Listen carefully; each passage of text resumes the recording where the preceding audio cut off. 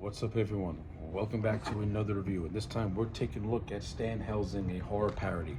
Let's waste no time, let's get right into it.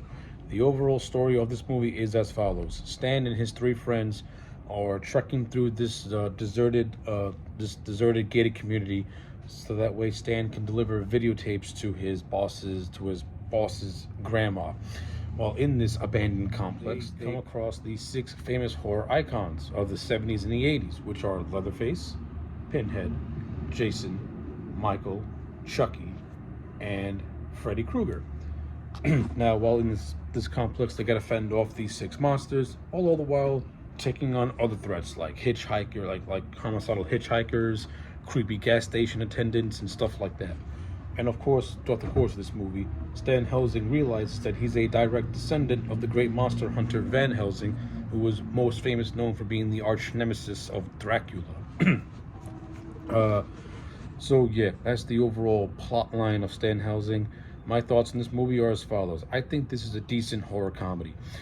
Stan Helsing won't go down as this hidden gem of a movie or one of the most underrated classics of all time. To be honest with you, Stan Helsing has got some laughs to it, but it also has a lot of missed potential. Like, this is a movie that riffs on the six big horror icons of the 70s and the 80s, and it doesn't really do anything all that interesting with them, which is a shame because which is a shame because these are the most well-known horror icons that have gone on for decades now, and this is one of the first movies to actually feature them in any capacity, whether it be a comedic capacity or a serious capacity. And it's almost like it's almost like a reverse Avengers in a way, where these icons are coming together. And the movie doesn't really treat it as anything special, which is really a shame because you could have done so much with this, and they didn't, and they ended up doing so little. In my opinion, the monsters aren't really all that featured until the halfway point of the movie. Other than that, it's just Stan and his friends doing like this long car ride to drop off videotapes, in which they come across this crazy hitchhiker who escaped from a prison. They converse a little bit about weed and stuff like that until he gets kicked out. Then they stop for gas, where this Native American is the first to point out that Stan looks like Van Helsing. And then throughout the course of that scene, it's revealed that the Native American and his wife are just recording people and selling them off as sex tapes in a way. So like, it takes a long time to get to the apartment complex. But once they get to the apartment complex, that's actually where the movie starts to have a little bit of fun. And even though it doesn't really execute all the monsters to their fullest of potential, you do get some decent things here and there. For example, I kind of found the whole scene humorous of Michael Myers driving this truck, very reminiscent of Jeepers Creepers. And we get a recreation of the most famous scene from Jeepers Creepers, where Justin Long falls down the tunnel and sees all the dead bodies. We get that recreated here in this movie, and it was fine for what it was, nothing all that spectacular. The first monster that we actually see Stan come into contact with is a Chucky doll that moons him. That was okay, that was fun. Though the Chucky doll in this movie does not even come close to having the charisma of Brad Dourif. I mean, if you're gonna riff on Chucky, at least have an actor that voices the character who doesn't sound like a preteen. That's just me personally. I mean, it would have been cool. It would have been such a coup if they would have gotten Brad Dourif to voice a parody of Chucky. I mean, you got Ken Krasinger, who played Jason in Freddy vs. Jason, to play Mason, who was the riff of Jason in this movie. You could have gotten someone like a Brad Dourif. And I think that would have been actually pretty. I think that would have made the Chucky parody even more funnier. Like, it would be Brad Dourif playing a more comedic version of the infamous killer doll. I thought that would have been actually pretty cool and actually really interesting. And I just wanted to see how Brad Dourif would have acted off, like and I've also would like to have seen how Brad Dourif would have done a different version of Chucky in a more comedic way. You have Pinhead in this movie, who is, I don't even know what Pinhead does in this movie, to be honest with you. He doesn't do anything. The same thing with the Leatherface character. He does nothing. He doesn't do much of note anyway either.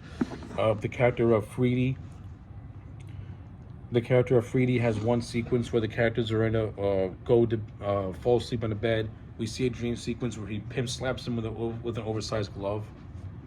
Uh, this movie is taking the Freddy Krueger humor from Freddy's Dead, which is not a movie you want to be taking any influence from. That's just me personally. So yeah, for the most, like, yeah, in terms of how they handle the six horror icons, very hit and miss. Very just. Some stuff is legitimately gives you some laughs, and other stuff is like legit. This isn't really funny, and then you're just wondering, why are we underutilizing these guys so much? You could be doing so much more. Like, you needed more. You needed a talent to do this movie. I think if the Wayans brothers would have did Stan Helsing, it would have been much better, because I think Keenan, Ivory Wayans, Sean, and Marlon would have known how to execute these six monsters in this movie. Not only that, it would have been a totally different movie to begin with, which this movie is really lacking. This movie has an interesting premise, but it lacks any creativity to make that premise come to life. But you do get some decent jokes here and there. Like, I like the scene where the group is walking into a gay porn. I thought that scene was actually mildly chuckle, where the director makes a cameo where he berates them. Leslie Nielsen, in one of his final roles, makes an appearance as a character called Katie, who is a waitress at a karaoke bar. You know, I like seeing Leslie Nielsen. This is just to say, hey, look, it's Leslie Nielsen. So it's nice to see him. The whole thing of the group doing a karaoke war with the monsters in the third act, I thought was mildly entertaining. For some reason, I think it's just morbidly funny seeing these monsters do the YMCA together. So yeah, I thought that was okay. I actually do like the scene of Stan mistaking a child goalie for Jason. I thought that was actually pretty funny. The whole scene with the priest, giving the characters like their special weapons. I thought that went on a little too long, and the movie really hammered it that the priest is very into the same sex. This scene went on way too long for my taste. What really makes this movie work really are the actors. I think the four principal actors, they do the best they could with the material that they were given. Keenan Ivory Wayans and Steve Howie, they're the standouts to me. Their chemistry really works. And Keenan Ivory Wayans, he's always been funny. And this is the only thing I've seen Steve Howie in, and it's actually kind of a shame he was never in anything else to really show what he can really do. Which is a shame, because I liked him in this.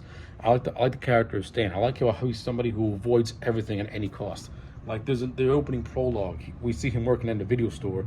He has to clean the bathroom of a big cockroach, and this cockroach is huge. Mind you, the scene isn't really all that funny, but Steve Howie's trying to make the material work. So like the man is trying to be funny, but he just has a director who's not utilizing his strengths or his talents, if that makes any sense.